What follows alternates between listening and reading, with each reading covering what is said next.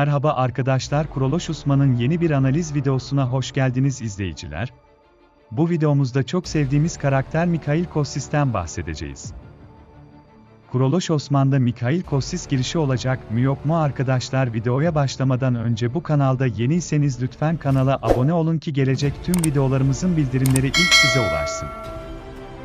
Peki arkadaşlar, Mehmet Bozdağ bir kez daha kalbimizi üzdü. Evet arkadaşlar, kaynaklara göre Mikhail Kossis karakterini canlandıran oyuncu ikinci diziye katıldı ve şimdi onu Kuroloş Osman 4. sezonda göremeyeceğiz. Bu konudaki düşüncelerinizi lütfen gelecek videonuzda bize bildirin.